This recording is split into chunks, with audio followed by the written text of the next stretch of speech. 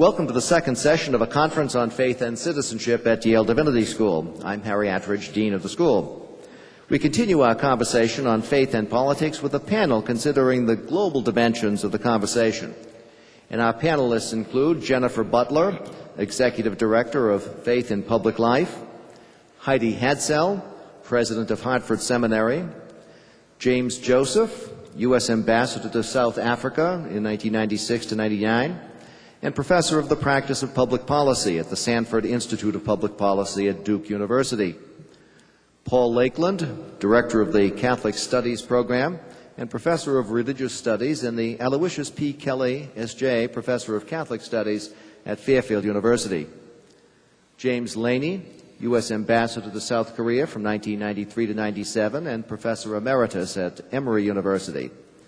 And Emilie Towns, Andrew W. Mellon, Professor of African American Religion and Theology here at Yale Divinity School. Our moderator for this conversation is the Dean of Yale Law School, Harold Koh. From 1998 to 2001, Dean Koh served as Assistant Secretary of State for Democracy, Human Rights, and Labor. Dean Koh has written more than 80 articles and authored or co-authored 8 books. He has honors too numerous to mention. Most significant for me is the privilege to count this gifted colleague, scholar, and advocate as a friend, both personally and as a friend of the school. Join me in welcoming the panel and its moderator, Dean Harold Koh.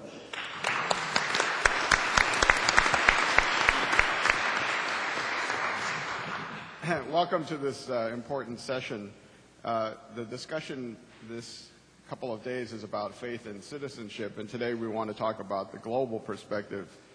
Yesterday at his introductory lecture, a very thoughtful and penetrating lecture, E.J. Dionne ended by saying, "We're destined to visit over and over the relationship between religion and our aspirations to pluralism, freedom, justice, and democracy.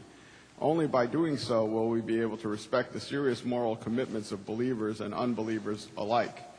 The challenge for this panel is to examine how this idea about the relationship between faith and public life connects in the global perspective to the problems in an age of globalization. We have 6 distinguished panelists. Rather than introduce them now with time-consuming introductions, we're going to go directly to the panel, but I do at the outset have to disclose 2 personal relationships which you'll find amusing. The first is with E.J. Dionne himself. He doesn't realize this, but 34 years ago at Harvard College, he used to serve, he was the late-night short order cook at Tommy's Lunch. And this is true. And I remember going over there. I remember going over there and ordering a cheesesteak sub from him with my brother, and my brother said, "That guy is a Rhodes Scholar." And I said, "That guy?" And he said, "No." I pointed to one guy, and he said, "No, that guy over there, who is the really sloppy-looking guy." The second person with whom I have an even longer personal affiliation is Ambassador James Laney, who not only has had an extraordinarily close role and connection to Yale Divinity School, but also with my home country of Korea. He was, when he was a divinity student, a parishioner at the First United Methodist Church, and represented here are the LaCamras who were in the church with us. I remember one day when I was 9 years old, we had a lunchtime guest after church, and my father was opening the window, and he said, "Oh, here's our guest." And someone shouts up from the street in perfect Korean, "Hey, I'm here." And my father started laughing and said, "Boy, that guy speaks great Korean." And then a couple of minutes later, this big blonde guy came in. And I said, "Where's the guy who's speaking Korean?" And the answer, of course, was it was Ambassador Jim Laney, at the time divinity student Jim Laney, who had just come back from missionary service in Korea. And as I'll say in a moment, he's had an extraordinary career ever since, promoting diplomatic relations and warm ties between the American and the Korean people. But let me begin with our friend President Heidi Hadsell. The question is one about the idea of citizenship. We have lived until this point with the notion that we have our primary identity as individuals of faith and often individuals who are members of nations. The core notion, again, being one of sovereignty. So we may be Christians or we may be Americans. This is now coming under challenge because of the age of globalization. Globalization which is challenging the very concept of nationhood and challenging the very concept of national citizenship as the core notion that ought to bind people together. At the end of the colonial period, new nations abounded. Many nations were created by putting different groups together, and those groups are now facing dramatic ethnic and religious and territorial conflicts, Iraq being the prime example. President Hadsell, you're an ethicist. You've written about globalization. You've served as the director of the Ecumenical Institute of the World Councils of Churches. Now you're president of the Hartford Seminary. You, as much as anybody in the panel, engages in interfaith dialogue in such countries as Turkey, Syria, Iran, Singapore, Indonesia, as well as in Europe and the U.S. What do you think it means to be a citizen today, and how does globalization affect identities of communities of faith and communities of citizens? Thank you for that small question. I'll begin and make a few comments, and we can all talk about this at greater length. I guess the first thing to say is that citizenship is constructed and felt differently in different places around the world. So when you say citizenship to a North American from the United States, it means something different than it means to a Korean or a European or an African. For example, the European states, many of the European states, as you were saying last night, France, for example, citizenship has to do today, it didn't always, but has to do today with something of a hard-fought unity and peoplehood. And that sense of peoplehood is very different than a North American sense of peoplehood, where we're a more pluralistic society, and our pluralism is a problem to us. We don't do it anywhere near as well as we should, but we do pluralism, particularly religious pluralism, better than the French because of our notion, a different notion of citizenship. For the French, it may be peoplehood. For a North American from the United States, a United States citizen, it's more like patriotism, loyalty to the state. For an African or many Asians whose countries have been put together by colonial powers, citizenship is a relative term.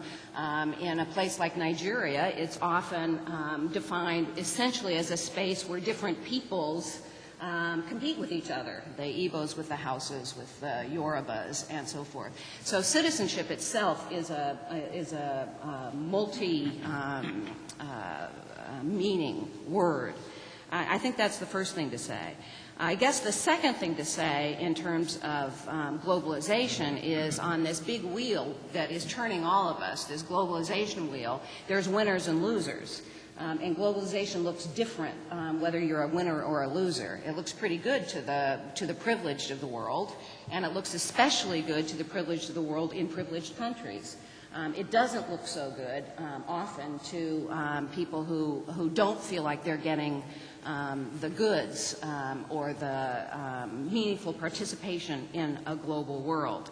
So what globalization does, I think, is it pushes our identities in two directions. One is towards a global identity. It relativizes the sense of nationhood and citizenship so that, rightfully so, we worry about what happens in Darfur and outside of our nation's borders. Sometimes Americans worry too much about what happens outside our borders, and the world wishes we wouldn't. And then the other way that globalization pushes is towards the construction of smaller identities, and identities that aren't that of a citizen, but are defensive ideas and defensive identities of, again, tribe, peoplehood, and so forth. So that the idea of citizen is relativized. And you can see that pretty easily in Europe. The idea of the European Union is not something that arouses today a big amount of enthusiasm or loyalty. They know they're European citizens, but they're not falling back as their identities push out into Europe. I'm no longer a French citizen, but I'm a European citizen, or in addition to being a French citizen.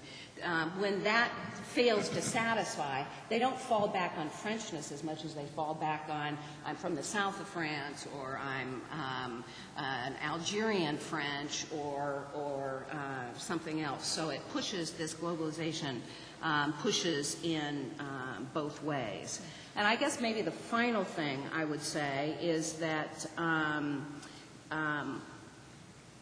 with the global world moving in the way it is, our globalization, a lot of our negotiations are local or regional.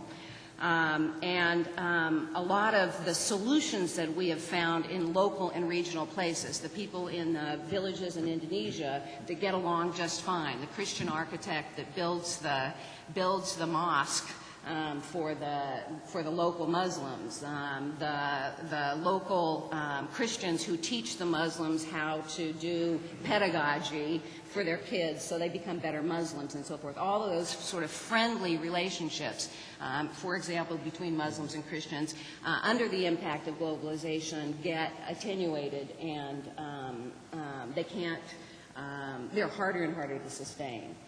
Those kind of local ways in which religions in particular, but peoples also interact. Thank you, President Hadsell. Our second question shifts from talking about our moral responsibility as global citizens to the role of people of faith in an unjust world. Let me here put in a plug for my own school, the Yale Law School. We like to think of ourselves as training lawyers to be not just scriveners, but architects, lawyers as leaders. And there are two people here I should single out. The first is my colleague, Professor Harlan Dalton, who is here at the Divinity School and playing a lead role in this conference, but who also has been a leader in our community. The second is a graduate of our school who will be speaking at today's lunchtime panel, Senator Gary Hart, who is an illustrious leader, thinker, lawyer, diplomat, and scholar, author of many books, as well as novelist, I should say. We are struck by the fact that in his class there were not one but two graduates of Yale Law School and Yale Divinity School, himself and Senator John Danforth, both of whom we think have captured the idea of faith and citizenship in both the domestic and the global dimension. I'm glad, President Hadsell, you mentioned Darfur, because I will return to that for the whole panel in a moment. But going back to the issue of people of faith as leaders, I wanted to ask Ambassador Laney a question about that. As we said, you've been a Methodist minister, you were president of Emory, you were dean of the School of Theology, former ambassador to South Korea. Do you believe that religious people and religious communities have a special leadership role to play in addressing issues of justice globally? Take, for example, the case of South Korea and North Korea and the tense times that are going on now on the Korean Peninsula. How do you find that your convictions as a committed Christian, as a minister, contribute to the way in which you approach these questions of justice as you go across international borders? So let me take a very concrete example in the context of North Korea. I'm sure there are many in the six-party talks who would prefer not to address the issue of North Korean refugee rights. Is this something that must be addressed out of the interests of concerns as global citizens, or are we better off just making a deal on nuclear weapons and worrying about humanitarian issues down the road? Well, I'll answer that question first and then go to the one I'm prepared for.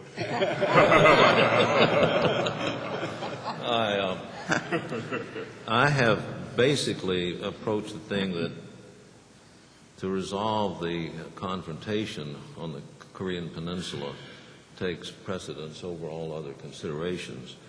Not that we deny the urgency and importance of the people that suffer in the human rights and the deprivation, but that if we can actually move toward peace, then I think these things may come, and the capacity to pressure North Korea or to enable them, help them to address these questions would be greater.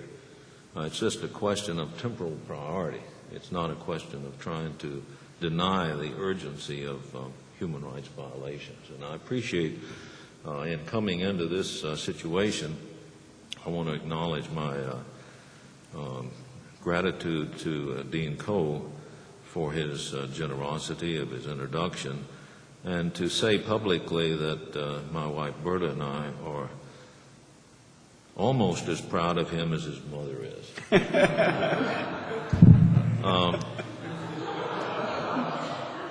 That's a lot. That's a lot. We followed his career with profound interest and appreciation. And I want to take a moment just to commend Dean Attridge and John Lindner for this conference, which I think is addressing such an important panoply of questions.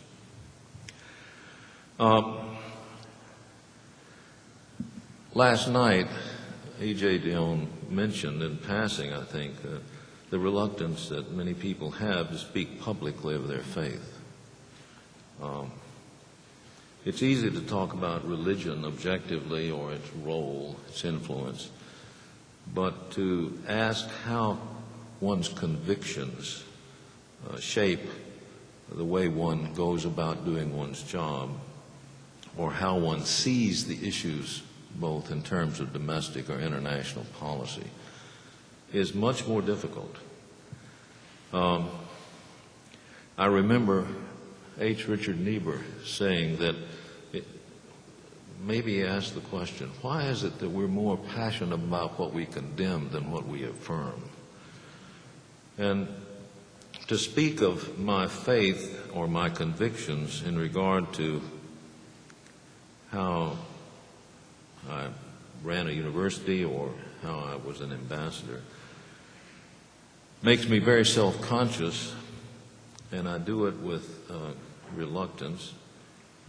And yet this conference and this question has really forced me in a fresh way to reflect on how my convictions, and I'd say that is distinct from creedal beliefs, have profoundly influenced what I sought and tried to do, both in subtle and more direct ways.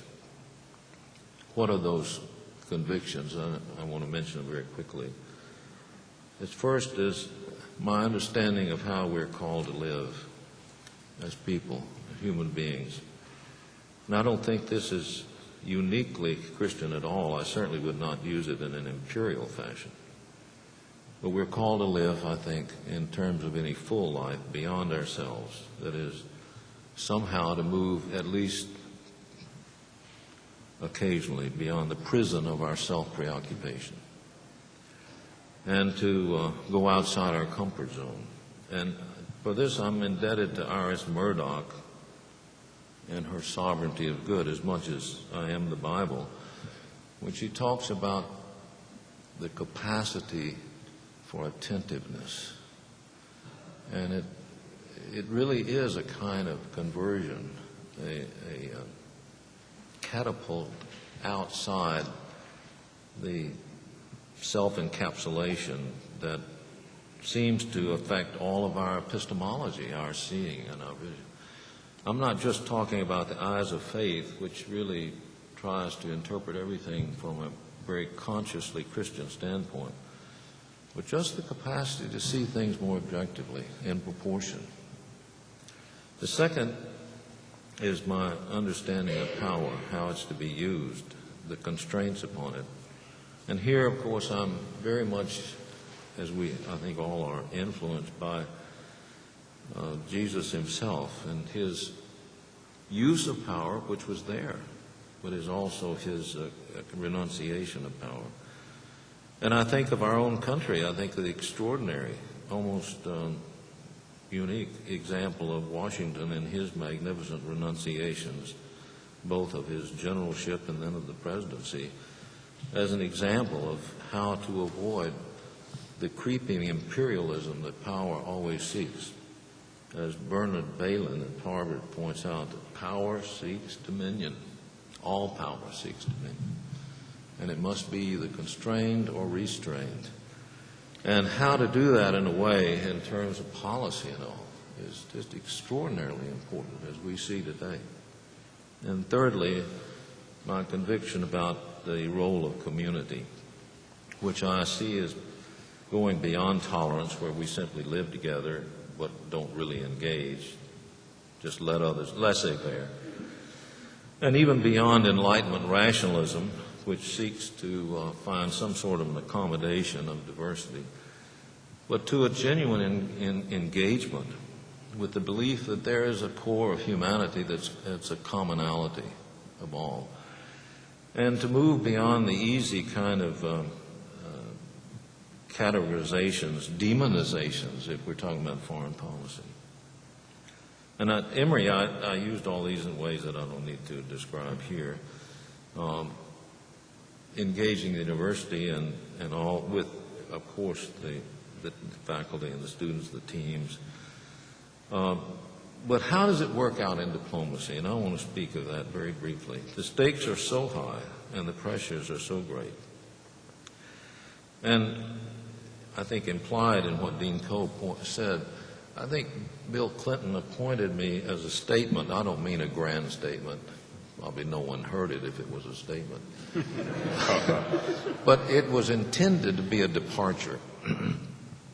All of my predecessors were out of the CIA. That is, my immediate predecessors. The three immediate predecessors. They weren't directly out of the CIA, but they had had careers in the CIA and then went on into the White House or the State Department. And they were outstanding people. I came to know them and respect them and admire them.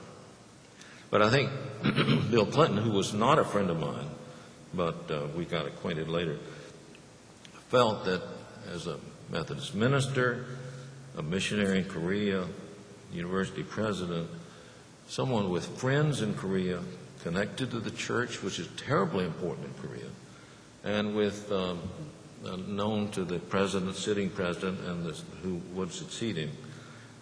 This meant a new approach, shall we call it, beyond confrontation, to try to break the deadlock. And I had dreams when I was asked to serve of resolving this almost half-century impasse. Well, already, you see, I was not going by my first understanding of going beyond myself. I had visions of glory. And they were quickly dashed, because immediately upon being appointed, we went into a nuclear downward spiral, which is still a problem today. I'll have to tell you this very brief thing. Because I was a minister and because, all that sort of thing, I was considered fatuous, and which probably is partly true. I don't want to acknowledge that's 100% true. And in preparing for my Senate hearing, I went around and saw a number of senators, among whom was Jesse Helms. And Jesse Helms was reluctant to see me, and he sat down and with an obvious disdain says, "Well, I understand you're a Methodist minister, and they're going to appoint you to be ambassador to South Korea. You know that's a dangerous spot, don't you?" I said, "Yes."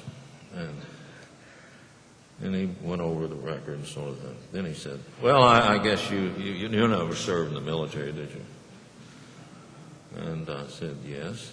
He seemed a little surprised. And I said, "I was in the counterintelligence in Korea."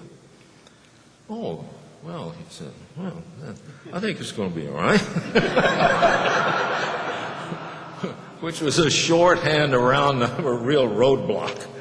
But nevertheless, here this minister and do-gooder confronts the realities of hard power, nuclear ambition in the North, and pressure in D.C.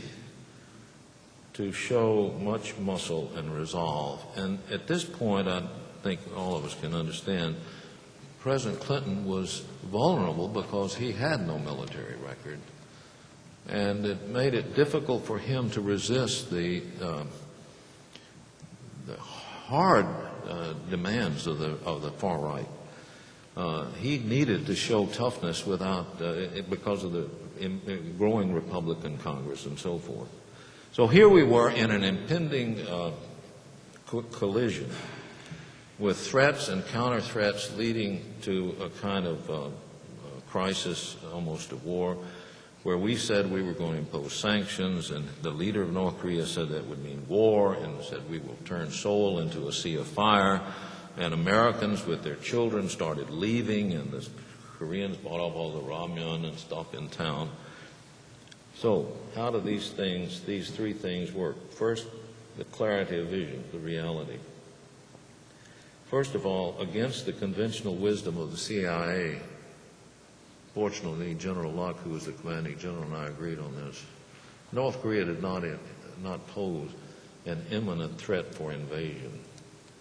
They had a degraded military, and their attempts to get nuclear weapons were clearly an attempt to counter their degraded situation and were basically a defensive thing. They simply did not have the economy or the capacity to launch a war of aggression.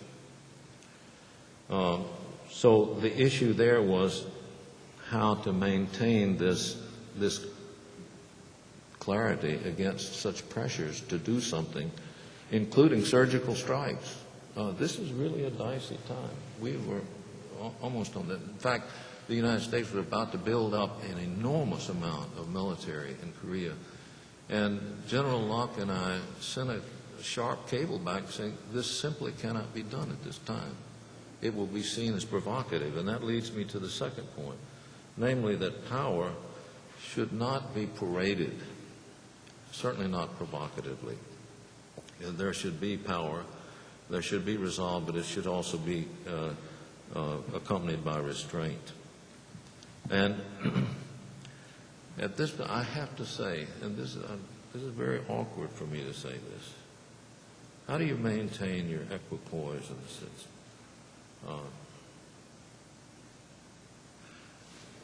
My office in the embassy was just a normal size office, but I had a very big bathroom. It was really a big bathroom. It was carpeted. I don't know how it came out to be that way. But occasionally, I would go into that bathroom and lock the door, get out on my knees, and pray. Now, I realized that what I was praying for was a continuation of that clarity of vision, that I would not be confounded by or overwhelmed by anxiety or just see the thing in skewed terms with a squint. Those were very important. I'd never told anybody in the embassy that. I never told anybody in government that. I'm sorry this is on some sort of tape today. I'd rather have deniability. But that, I didn't have petitions, but I had to have that moment where I could move beyond this almost invasiveness of the self. And I think it helped.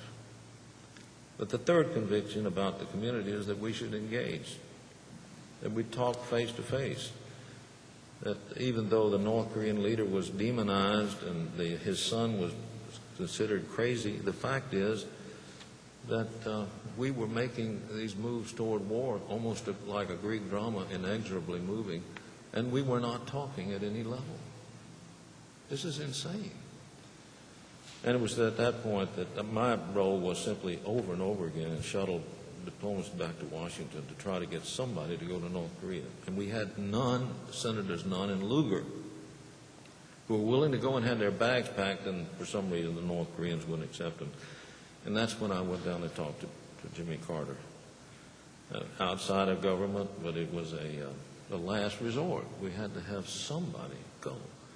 And he had a standing invitation, which he used, and I don't need to go into it, but he was able to reach an agreement, which was confirmed later officially in Geneva, This, of course, was called a sellout. It was appeasement, all the things, and the sort of things you would expect from a Clinton administration and from a Methodist minister and a Jimmy Carter and all that sort of stuff. And yet it worked for 8 years. They didn't make any bombs and didn't do any testing until further isolation by the current administration allowed them to start up their program again, which had been frozen, absolutely frozen under international supervision. And they began making bombs, and then they tested. And now we're back. And interestingly enough, the six-party talks, by the way, were a means by which the United States and North Korea could talk without either one of them losing face. So this is something that I wrote about in Foreign Affairs about 4 years ago. But the fact is that the Bush administration now wants to talk. They want to make a deal. They're offering concessions. And all the things, except it's 6 years later. Now, there's no direct correlation between faith and policy, faith and political wisdom. Convictions shape how we see and respond in the world, and maybe at times can give us courage if we don't falter.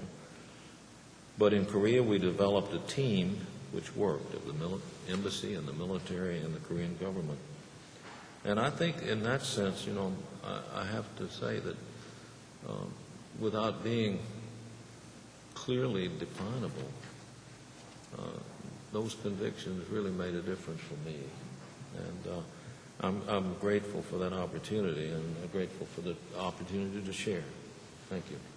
Thank you, Ambassador Laney, and especially for your reflections on how people of faith can exercise power and lead. It reminded me, in fact, of my own meeting with Senator Helms when I was being confirmed. He kept calling me professor, and then one of the State Department people with me pulled me to one side and said, in Washington, the term professor is not a term of respect.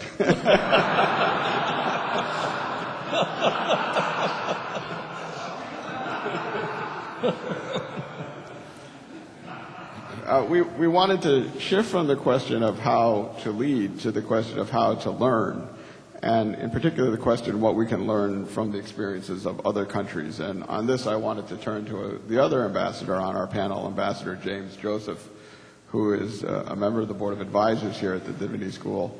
Ambassador, you served as ambassador to South Africa in a critical time, 1996 to 99.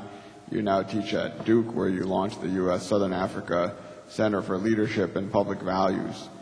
There are some in America who don't think we have much to learn from the experiences of other countries. I would quote you, for example, a dissent by Justice Antonin Scalia at the Supreme Court about the execution of juveniles.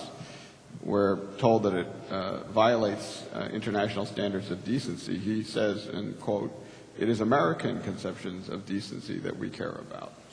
Now, I guess the question is, what does your work, particularly in South Africa, tell us about modes of healing and reconciliation that have been tried elsewhere that might prove to be successful in the United States and in other parts of the world? Well, Jim Laney said that President Clinton appointed him ambassador partly because he was a minister. He may have appointed me despite the fact that I was a minister. Because while I had long been involved in all three sectors of American democracy, he had known me as a critic of the notion that democracy is a system of government in which the people have the power. And I had always argued that in recent years, it is a system of government in which the people have the vote, which is not necessarily the same as having the power. Let me say at the outset that if I were developing a lexicon of public values for a world that is integrating and fragmenting at the same time, I would begin with reconciliation. The South African model may not be applicable to every form of conflict, but it demonstrates the potential of the human spirit. It includes the notion of respect for the humanity of the adversary. And it includes Nelson Mandela's assertion that unless we resolve the problems of the world with our brains, we are destined to resolve them with our blood. The idea of reconciliation in the South African experience is, for some like Desmond Tutu, theological.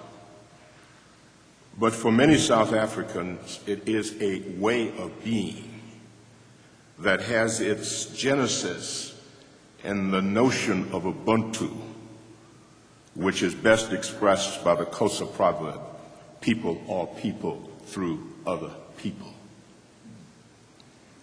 It means that if I dehumanize another person, I am in the process dehumanized. If I destroy the dignity of another person, my own dignity is also destroyed. Reconciliation, then, in the South African experience strikes at the very core of what it means to be human.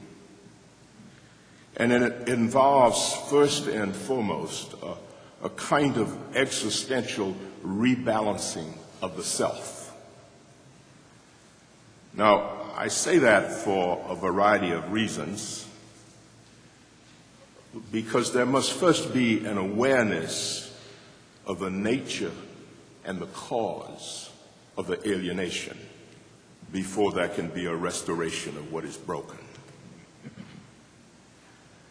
While many blacks were living in political exile, many whites in South Africa were living in a form of psychological exile. So bringing back into balance means undoing historical illusions, deceptions, and misteaching. For as Wordsworth has said, to be mistaught is worse than to be untaught. The South Africans chose to emphasize truth and reconciliation because they had to reconcile conflicting images of the past as well as the alienation among groups. The work of reconciliation is not some cozy glossing over what divides. Attempts at reconciliation that seeks only an apology and confession from those who have benefited from a wrongdoing and forgiveness from those who've been victimized by it is empty and incomplete. Desmond Tutu said in the report of the Truth and Reconciliation Commission, and he reiterated in his book, No Future Without Forgiveness, that once the wrongdoer has confessed and the victim has forgiven, it does not mean that this is the end of the process. Confession, forgiveness, and reparation, he says, are part of a continuum. Unless houses replace the shacks in which most blacks live, unless blacks gain access to clean water, electricity, affordable health care, decent education, good jobs, and a safe environment, Tutu says, we can just as well kiss reconciliation goodbye. Now, these are not the words we tend to hear about the South African experience from those seeking reconciliation elsewhere, and particularly in the United States. The emphasis is on forgiveness from those who have been the victims, while very little is said about the third dimension of the continuum. If the first is individual, a kind of existential rebalancing of the self, and the second is communal, then the third is economic. Africans accepted the idea that markets were good for democracy and democracy good for markets. But what we get out of this experience is the notion that the idea of truth and reconciliation commissions that simply allow people to tell their story may have some therapeutic value. But if they are to contribute to long-term healing and reconciliation, they must seek not only forgiveness, but restitution as well. In other words, reconciliation will be difficult as long as 20% of the global population receives more than 80% of the global income. Reconciliation will be difficult as long as the average income for the richest 20 countries is 37 times the average of the poorest 20. Reconciliation will be difficult as long as 1.2 billion people still live under less than $1 a day, and 2.8 billion still live on less than $2 a day. And so that takes us to the fourth element of reconciliation that we should learn from the South African experience, and that is political reconciliation. You see, the South Africans would argue that political reconciliation is not dependent on the kind of intimacy that other forms of reconciliation may demand. Rather, statecraft and politics require peaceful coexistence. Forgiveness may come later, after the creation of confidence and the building of trust.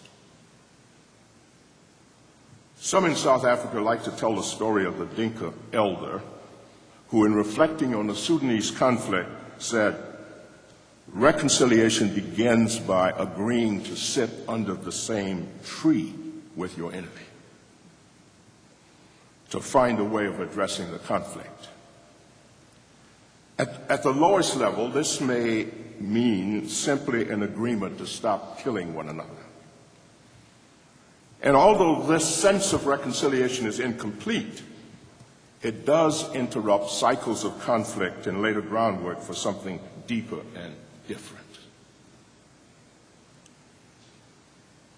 And so it's important to note that before Joseph Nye started to write about soft power and even smart power, there was Nelson Mandela, an elderly gentleman on the southern tip of the continent gave birth to humanity, who was practicing it and who was promoting it. And I believe that there's a lot that we can learn from his notion, that if we don't resolve the problems of the world through our blood, through our brains, we are destined to resolve it through our blood.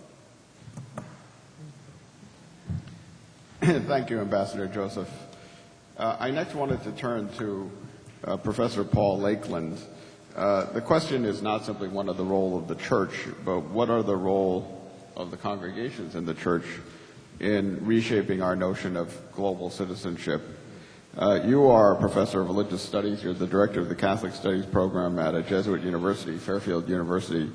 And in your latest book, Catholicism at the Crossroads, How the Laity Can Save the Church, you make arguments that Catholicism is a globalizing force that may require some reconsideration of notions of citizenship based on nationality or nation-state existence. What is your view about the role that the laity and people's movement should play in reshaping our concepts of citizenship in a global era? Thank you. Yes, and I speak as a professor. I must say, going back to your previous comment about Washington, that if professor in Washington is a dirty word, I suspect that professor of theology is an even dirtier word. Let me just start by saying that I think that the relationship between faith and citizenship is always an edgy relationship. That the fundamental problem with language about citizenship, wherever we are, but I think particularly in the United States, is that there's always a limit attached to the notion of citizenship, that there is a limit to solidarity that impinges upon the notion of citizenship. There's a social conditioning in citizenship which is not well directed towards the kind of universality that faith seems to demand, and not directed to the universal common good, to borrow a term from Catholic social teaching. The relationship between citizenship and the universal common good is always a difficult relationship, and people of faith, I think, always exercise a certain hermeneutic of suspicion towards the language of citizenship. In that sense, I suppose I'd say that faith is not only sometimes countercultural, but sometimes even counterintuitive in the context of national politics, because it's always pressing people to look beyond self-interest. Citizenship language can sometimes manage to reconcile to some degree the notion of self-interest and the national good. But it's very hard for it to reconcile the notion of self-interest and the universal common good. So that's where the edginess or the hermeneutic of suspicion is located. So I suppose getting to the point about the roles of people's movements, of lay people's movements, particularly in church context or in context of faith. I mean, one of the particular problems is deciding where, as people of faith, we can identify effective mechanisms for promoting universal common good, for promoting universal solidarity. And although the nation state has distinct problems in establishing credentials as an engine of the universal common good, I think there are certainly lessons to be learned from nation states like South Africa that we just heard about at the present moment. But the very idea of nation state imposes limits on the imagination that the problems that bedevil our world at the present day simply are not well served by. I think both people of faith and even people of no faith, secular people or people of secular faith, can ask the question, what is the political equivalent of the religious calculus of eschatological hope? Eschatological hope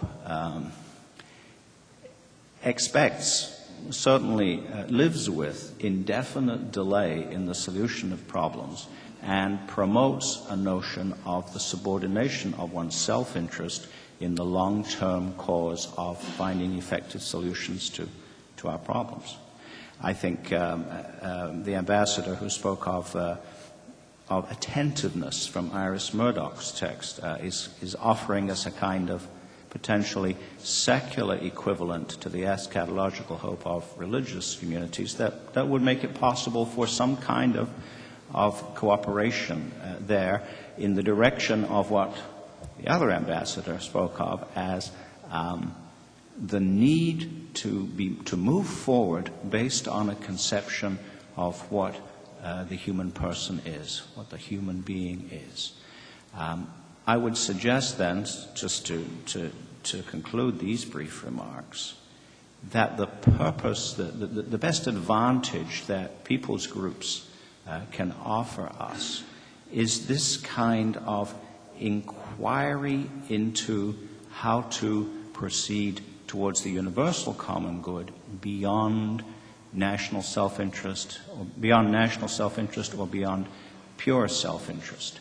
In that kind of process, in that kind of dynamic, I think it has to be said that the political arm, the political imagination, the state, the nation state, is not the only force with which this kind of eschatological hope or this kind of attentiveness has to contend. Speaking perhaps now just briefly as a Catholic, I think that sometimes religious institutions present similar kinds of problems to people of faith as nation states do. I think that the Catholic Church is certainly a world body, and certainly a body which has enormous potential and to some degree realizes that potential in trying to address various problems around the world. But the Church as an institution frequently shoots itself in the foot because it subscribes to the same kinds of necrophilia that all institutions gravitate towards. And what carries us beyond that is the capacity of people, I guess, to think theologically, not religiously, not politically, but theologically. And that means, just to wrap it back, that means attending to what the roots of faith suggest to us is the purpose of the human being, the purpose of the human community, and even for secular people, the meaning of human destiny. Thank you, Professor Lakeland. We wanted to shift the discussion from the role of people's movements to the boundaries between religious and public life. Let's take two examples. Recently, I attended the funeral of Father Robert Drinan, who was for many years a congressman, a leader of the anti-war movement, as were many here at Yale Divinity School, as well as Reverend William Sloane Coffin. At a certain point, he was asked to step down from his political role because of his activism on the global citizenship side.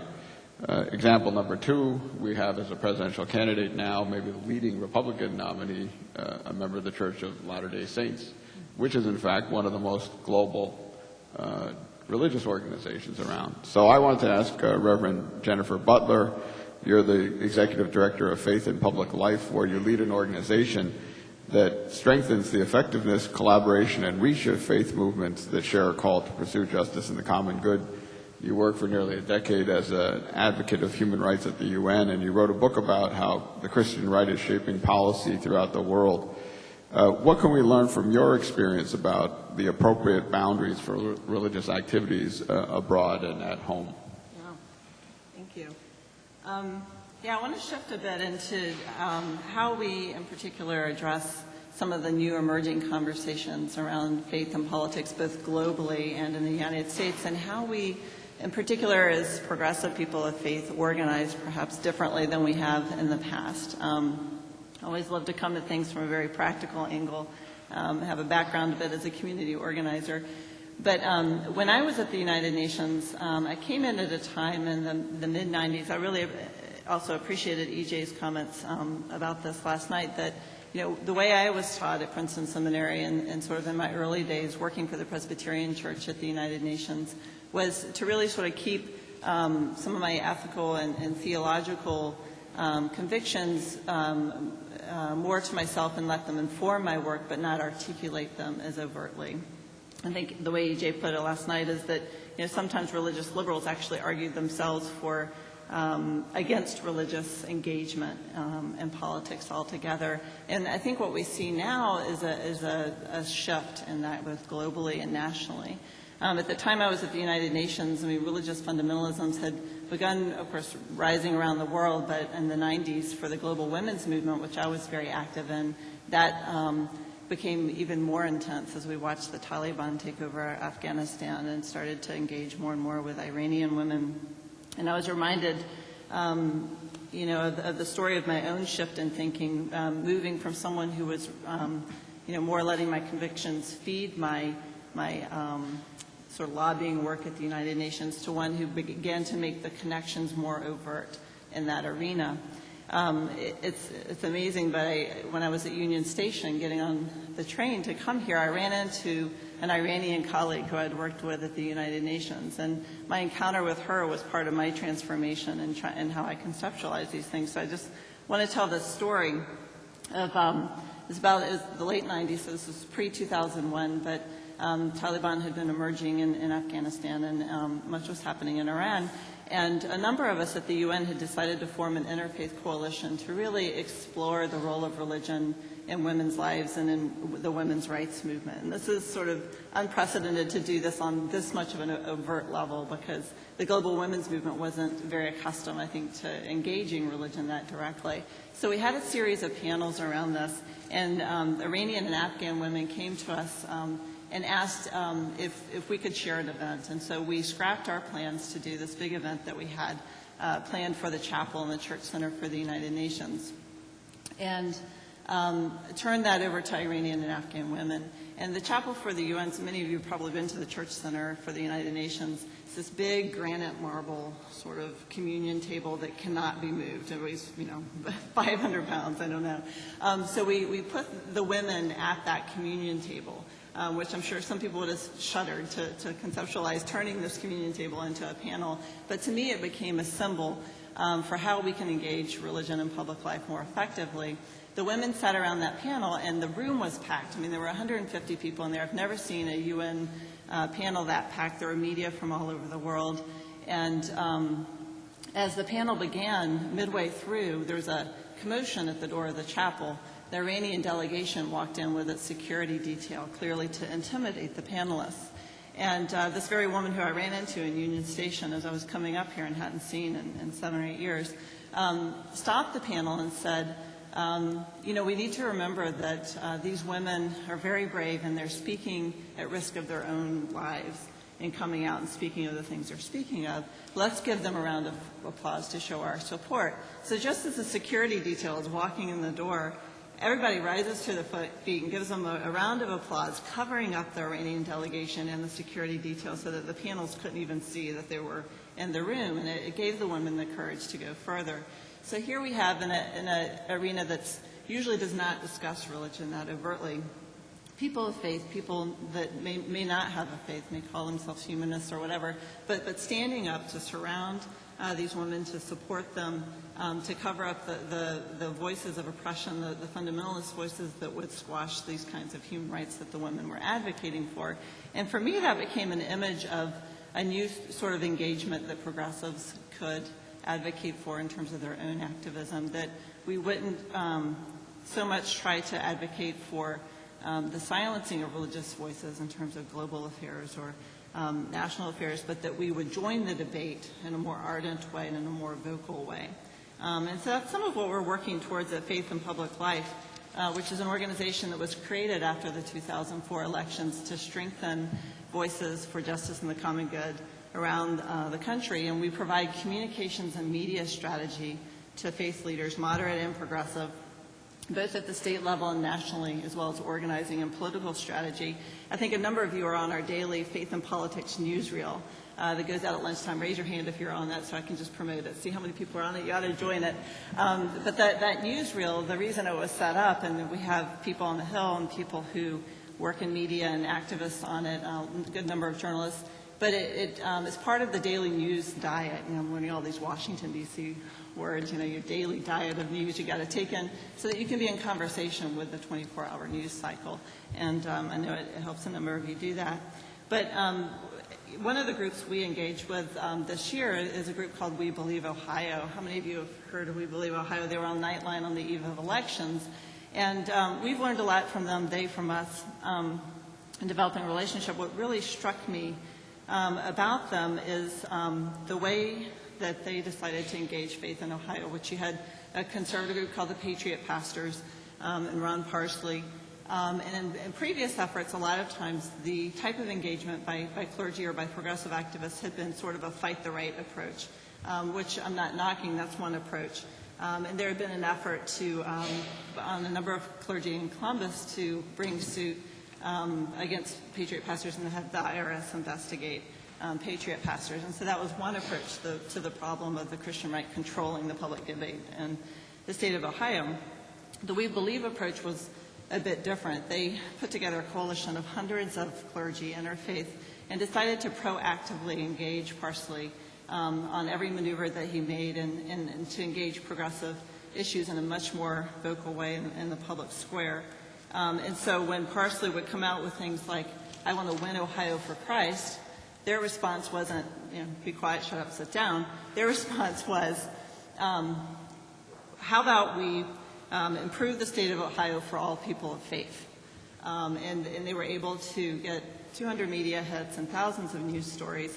And what we hear, talking to people in the legislature and around the state, is that the climate in the state has really shifted by having this proactive, positive voice of faith for justice and the common good that respects pluralism and that speaks in a pluralistic way, but also is interested in speaking very particularly to issues of faith and not sort of sanitizing that for the public square. That being said, I think there is a transition happening in this country with that, and that is a healthy way to engage the debate. There are also many issues, complex issues, that I think are going to emerge, and 2008 is certainly going to be very interesting. We have a number of candidates on the Democratic side who are actually more effective at engaging faith, I think, than on the Republican side. So it'll be interesting to see how that plays out. We've already seen some of these complexities emerging. For example, the Edwards campaign, as he tried to deal with his bloggers who had made some anti-Catholic statements. When we see, in Obama's campaign, his relationship to his minister and people trying to run smear campaigns on him. So I think we're going to have a very dynamic year in terms of religion and public life. Lastly, I think the only thing I guess I would agree with EJ on, which I hate to disagree with EJ on anything because he's one of my heroes, but I think this idea that the era of the religious right is over, I think, it could be over if we continue to organize and to head in this direction, and we can continue to elevate the progressive faith voice. But at the same time, we've often predicted that the era of the religious right is over, and it only reemerges to see a new day. And I saw that, as I was working at the UN, looking at the Christian right going global, and wrote this book. I'll do a quick book plug. That came out this fall, but the Christian right was expanding its influence around the globe at the time I was there, and forming coalitions with Mormons, Catholics, white evangelicals, and Muslims around the world. They actually held global conferences in Qatar, a global conference in Mexico. So that, in many ways, I think they're expanding into new arenas and continuing to be influential. But I think one of the most powerful tools we have now at our disposal is really to engage differently in this debate and to make sure that we are able to directly counter with a voice of faith the sort of propositions that the religious right has continued to put forward. Thank you, Jennifer Butler. And finally, we wanted to turn to the question of the relationship between the demands and responsibilities of global citizenship and the demands and responsibilities of citizenship here at home. And we thought the perfect person to turn to was Professor Emilie Towns, who is the first Andrew Mellon Professor of African American Religion and Theology here at the Yale Divinity School. You're an ethicist. You're a founding member of the Initiative on Religion and Politics at Yale. Your goal is to bring a progressive voice to pressing social issues, and next year you will be the first African woman to assume the presidency of the American Academy of Religion. The question, I think, is what role can the academy writ large, namely universities, schools, the educational community, play in educating people about citizenship in the U.S. in ways that make us more attuned to the demands of global citizenship? I'm going to call 4 names: Alison Krauss, Jeffrey Glenn Miller, Sandra Lee Schuer, William Knox Schroeder. 4 dead in Ohio. Today is the 37th anniversary of what, for me, is the Kent State Massacre. The students were killed protesting the U.S. invasion of Cambodia that President Nixon launched on the 25th of April of that year. Hundreds of universities, colleges, high schools, and middle schools closed throughout the U.S. due to what some estimate an 8 million member student strike in protest of the students' deaths. Although 9 of the National Guardmen were indicted, District Judge Frank Battisti dismissed the charges on the basis that the prosecution's case was too weak to warrant a trial. 3 days ago, Alan Caforna, one of the 9 injured protesters, demanded that the trial be reopened, claiming that he found an audio tape in a Yale University government archive, clearly recording an order to fire. It said, "Right here, get set, point, fire," just before the 13-second volley of shots. Now, there are a plethora of questions surrounding the tape and what will eventually come of it. But I think it is important to mark this day today and to recognize the possibility of a Yale tie to a case that is still painful for far too many folks in my generation. I was just finishing my first year of high school that year in Durham, North Carolina. It was an enormously difficult year because it was the first year of court-ordered school desegregation. And although Durham liked to think of itself as a progressive spot in the state in that era, white flight took over as parents refused to send their children, my classmates, to schools that would not have a white majority population. The Klan and the Black Panthers and the Communists were all active in my high school, trying to recruit students and radicalize us. And yes, I am a product of that ferment. So when I saw the replay of 4 white students gunned down at Kent State that night on the evening news, I became aware that there are a variety of ways to carry out lynchings that do not necessarily involve black folks. And it was the first time I truly began to see the linkages between what we do here at home and global realities. There were young black men in my neighborhood who went to Vietnam and Cambodia and came home in coffins. And we did not demonize them or their service in my neighborhood. We marked their deaths as service to our country. But we did begin to ask the question, why? 4 Dead in Ohio was more than a refrain in a mournful protest dirge for me. Because I not only saw, but I felt the deep connections between what was happening in my neighborhood and a distant war that came home to me every day. And it was in that little, predominantly black, trans-class neighborhood of tobacco factory workers, nurses, policemen, grade school teachers, secretaries, college professors, day laborers, insurance executives, lawyers, civil rights workers, doctors, and even a house of ill repute, that I learned that hardly anything that happens in the neighborhood did not have some connection to somewhere else in the world. Today, I often find myself in the role of as an inquisitor and as a member of the Academy. In this vein, I know that it is increasingly imperative that we engage religion and spirituality in the public realm, both in the U.S. and in international contexts. In an increasingly polarized world and a larger academic environment that can often be hostile to things religious, we cannot, as a body of scholars, absent ourselves from the public conversations that are going on despite us all about religion. Many of us who think about religion as our professional vocation shudder at the simplistic and cartoonish characterizations we see and hear about religious worlds that we know to be complex and nuanced. Providing ongoing resources and support for those among us who comment on religious events of our day in the public sphere strengthens not only the public understanding of religions, but it makes us better informed global citizens who refuse to accept shake-and-bake synopses of religion and faith out of a soundbite box that can then become public policy and the grist of our international relationships. With these things in mind, I believe the Academy must work with some of the benchmarks we have as global citizens. There have been many appeal to Martin Luther King Jr. in this regard and his notion of the beloved community that he saw stretching far beyond the borders of the U.S. And while I do find King very helpful in this regard, I have a constant and unfolding dismay at the way he has been reduced to a dream and a mountaintop. So of late, I've turned to the late Congresswoman Barbara Jordan.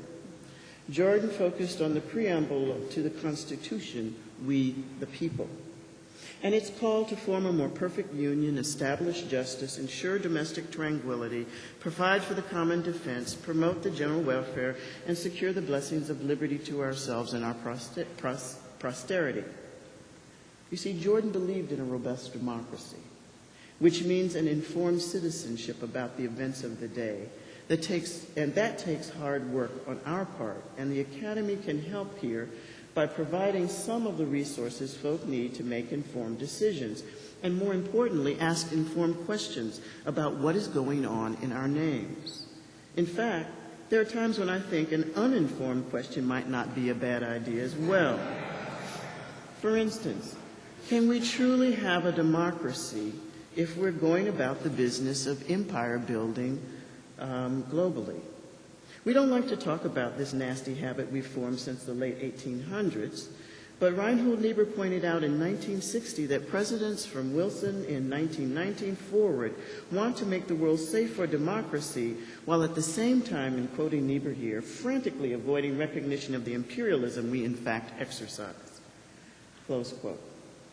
As academics and citizens of one of the most powerful countries in the world, I believe we must make it a vocational mandate that we help folks understand the responsibilities that come with this kind of power. There is still much for us to heed from William Graham Sumner's 1898 warning that the great foe of democracy now is in the future of plutocracy. The fascination with wealth as the principal basis of power is something I think all of us in the academy can talk about, be it scholars of sacred texts noting the ways in which empire and invasion are troubling parts of our religious traditions, scholars of history helping us see the arc of how we are people grounded in time. And unfortunately, we have often been here before, but our penchant for historical amnesia in the U.S. keeps us from recognizing that we have engaged already in deadly dances that annihilate, as well as holy dances that have brought in freedom and justice. Scholars of theology and ethics who tease through not only atonement, creation, imago Dei, but also class, gender, militarism, race, and on as theological and moral concepts and realities. Christian educators and preachers and pastoral care folks who help us understand that the interplay of faith and politics has always been a challenge for those of us in the Christian tradition.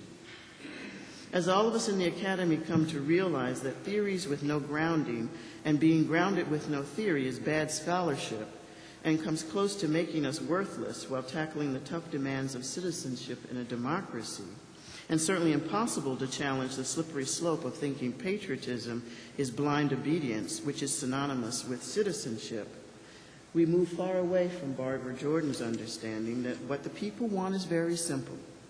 They want an America as good as its promise, and a promise that can be carried beyond our borders if we are wise. 10 soldiers and Nixon coming. We're finally on our own. This summer I hear the drumming. 4 dead in Ohio. Thank you. Thank you, Professor Towns. I'm wondering if I can ask the panel about 2 obvious cases. You speak about historical amnesia in Rwanda in this country. What about the Rwanda situation? 2 years ago, the Secretary of State called what's going on in Darfur a genocide. It continues. What is our role as global citizens with regard to that? Secondly, we speak of Vietnam. We're in the middle of a war in Iraq in which thousands are being killed on all sides, and nevertheless it's not yet a popular movement. It's a political issue, as we see every day in the papers, but it's not one that has captured the imagination of the American people in the same way. What would the panel say about these 2 cases? And I'd start with you, Professor Towns. I thought you would. I think in both cases, what we see is often what I fear is what we want to see as citizens from the U.S. It is hard, and some of it we're being prevented from seeing. The one thing that was so powerful for me when I was a teenager growing up was bringing home the horror of war by watching the soldiers come home in coffins and body bags. And we don't see that now. We don't see the cost of war in concrete ways. And so we don't have opportunity to link to what it means unless those folks who are dying and who are now casualties that are beyond the dying, but the hundreds of thousands, I think, who are coming back with all manner of physical and emotional wounds that will take, I think it was EJ said yesterday, at least 2 generations. I think it may take longer for us to heal with because we're in denial. We don't want to know the horrors of the things we do and the kinds of costs that come with that. And that, for me, is the great dilemma. in doing that. And I think of that particularly about Iraq. When we are kept from understanding the enormous cost some of our citizens are bearing and the exponentially more costs the Iraqi citizens are bearing for a war that at best was ill-conceived, is the way, it's not so much amnesia as that you can't remember what you never knew. And that is an even more deadly place to get. In the case of Rwanda, I think I'm going to cede that one because I'm still trying to really understand what I think about Rwanda, so I don't want to start spouting off stuff. You know, I'm actually more interested in Darfur. That's happening now. Okay, Darfur? I thought you said Rwanda. I'm sorry. You did. Okay. But I'm talking about historical amnesia about Rwanda at a time when we ought to be doing something about Darfur.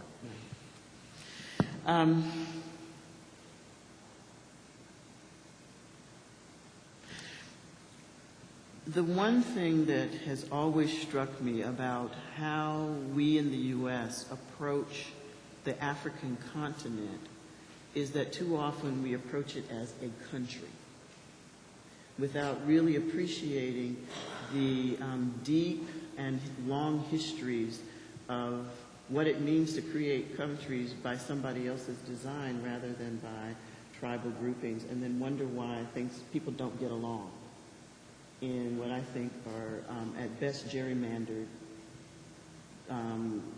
countries, geographically put together. And so for me, at least when I think of something like Darfur, what comes to mind immediately is this was set in motion decades ago with bad partitioning of who should belong to whom based on economic gains for folks who were outside the continent, not what was happening for folks inside the continent. And so when you have the Sudan being created the way it was put together and then wondering then why aren't these folks not getting along, they had the good sense not to be near each other oftentimes because they knew those fissures were there. And so we have melded folk together who traditionally, in some cases, not in all, in some cases who had centuries old before the partitionings, conflicts with each other. I see Heidi trying to... Yeah, because I'm interested in that. I agree with you on that. I look at the Iraq and Darfur examples from the same angle, but from another angle too, Emilie. And that is thinking about the world outside these borders. The two examples, the United States invasion and occupation of Iraq and its effective refusal to do anything about starving millions and persecuted millions in Darfur are the two opposite examples that most underline what the world views as American hypocrisy. And the lofty goals that we set ourselves or that we say publicly about Iraq and follow through because of self-interest and imperial interests. And Darfur doesn't matter because there aren't strategic interests there or not sufficient strategic interests. And it's very, very much the case that those two counter examples are what often the world holds up as, look at American hypocrisy. Here's a clear case where intervention might do something in Darfur, and a clear case where intervention is not doing anything good in Iraq. So I think it's it's lays bare in the minds of many the self-interest of American foreign policy. Ambassador Laney. I want to mention just briefly the responsibility of the Academy in seeing the world in a more realistic fashion, and then how our government can maybe improve its capacity to address these issues. Last fall, the Woodrow Wilson School at Princeton University issued a fairly comprehensive report on the threats to American security that they foresaw. And they had consulted dozens of scores of scholars of all stripes. The striking thing about their report was that it bore no real attention at all to religion. This is just, I think, emblematic of the situation in the academy, that the discussion of international relations and political science still does not adequately deal with the reality of religion, not whether we like it or not, but its effect upon populations and upon opinion and upon divisions and upon hatreds and all that sort of thing. That's one thing, the role of the academy in beginning to appreciate. I think about Madeleine Albright's comment that she had never thought about faith and public policy before until she was asked to speak on it. Or that it never occurred to her as Secretary of State that there was a role. But that's one thing about her. But the fact is that as she taught international relations, religion did not signify. It did not signify in the realist school and so forth. The other is, I think it's really important for citizenry to want to see the capacity of the American government to address the issues of the world more intelligently. We have so skimped on the State Department budget, and we've so tortured the CIA that so many of the brightest and best are not drawn to these things, and we've so concentrated on the hard power of military. And yet, what would happen if we tried to expand the range of the State Department or whatever across lines of bright, intelligent people from educated in Yale and so forth, recruited like the CIA first started recruiting in the 50s when I was graduating from college. I'm not trying to draw a strict parallel there, but there was an aggressive attempt to get people who were qualified and who simply had ability to deal with the realities of the Cold War. Well, we've got a different kind of situation that includes Darfur and all kinds of things for which our government simply, for whatever reason, is too hamstrung to be able to address. And I know this is thinking pie in the sky, but really, we need to counter the enormity of the military with something at least functionally capable on the part of diplomacy and nation building and international relations. Ambassador Joseph and Jennifer Butler. Well, I think we ought to be outraged in the academy and in the faith communities about the diminished voice of those two institutions. And when I think about the King legacy, Professor Thomas, I lament the fact that the focus is primarily on what he had to say about loving the enemy and rarely about his prophetic anger about what he saw around him and his call for us to be engaged. Which leads me to the second point, and that is our diminished voice about the obligations of citizenship. In the academy, we need to assertively affirm the connection between diversity, civic engagement, and cognitive development. And we have producing a generation of students in which very few care about what's happening in Sudan. And I think we have a responsibility to promote civic engagement. At Duke, we are launching a new initiative called Duke Engage, in which we are encouraging all students, all undergraduate students, to participate in some way, either in a summer project or a semester project, that immerses them in a culture and community that's different. And we're putting our pocketbook where our affirmations are by saying that we will pay the expenses and provide a subsidy for student engagement anywhere in the world. Now, That's the kind of emphasis that tends to be missing. We need to find ways to get students involved. We need to find ways to get the people involved. And instead of romanticizing some elements of reconciliation without understanding the other elements of the continuum, and instead of focusing to some degree on King's prophetic anger, we focus on his notion of love and the enemy. Jennifer Butler. Sure. Yeah, I think it's interesting in looking at the issues of Iraq and Darfur. I mean, they're both very, of course, overwhelming and discouraging because we haven't made the kind of movement on them that we would like. But I was just reflecting on my own experience working on these issues within faith communities and broader coalitions. In the lead up to the Iraq War, for example, there were conversations being held between Security Council members and faith leaders in the Quaker House.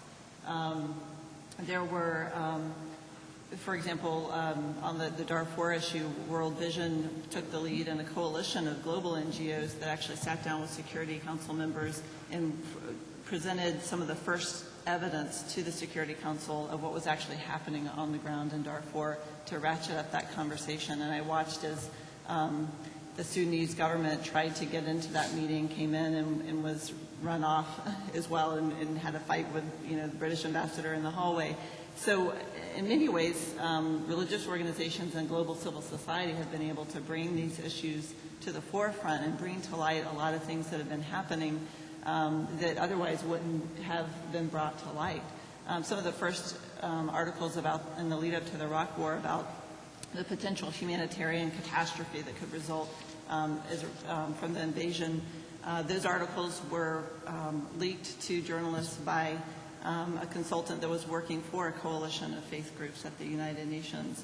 And so I think very much behind the scenes, it's interesting to see the kind of diplomacy and openings that people of faith and other members of civil society, other NGOs can create other opportunities. And the coalition to end genocide in Darfur, too, has been one of the broadest, I think, that we have seen in recent years with bringing in moderate evangelicals, conservative evangelicals, progressives, a wide range of players. That being said, of course, we still haven't brought that to an end despite all of that mobilization. So I'm realistic about that. But at the same time, I don't think the issues would be kept alive without that kind of forward momentum, and there's still potential there that we'll be able to bring an end to that conflict because of that. Thank you. Finally, Professor Paul Lakeland. Oh, I got farther, did I? I just to follow up on Ambassador Joseph there, the notion of education for citizenship it's a fine idea that has to have built into it the sense that citizenship of a certain kind dissolves, that citizenship has to expand beyond the boundaries of at least what the nation-state traditionally and, I guess, political institutions imagine to be citizenship. Certainly, foreign travel and foreign engagement in the experience of other parts of the world is a useful way of promoting that, but it itself can be done sometimes in the wrong kind of way. As I listen here to the whole conversation, I have found myself imagining what the prophet Amos would say if he came to us today. And, the prophet Amos says, I despise your feasts. I have contempt for your worship assemblies, but let justice flow like waters and righteousness like an ever-flowing stream. And I have a feeling he might come and say, I despise your democracy, but let justice flow like waters and righteousness like an ever-growing stream.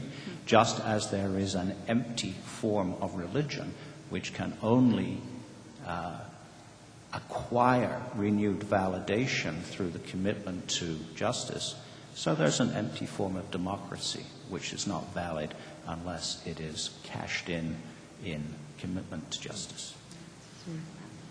Well, obviously we could continue all morning, but as a lawyer, the one thing you know is when the judge says the time is expired, you must stop. So I would say this,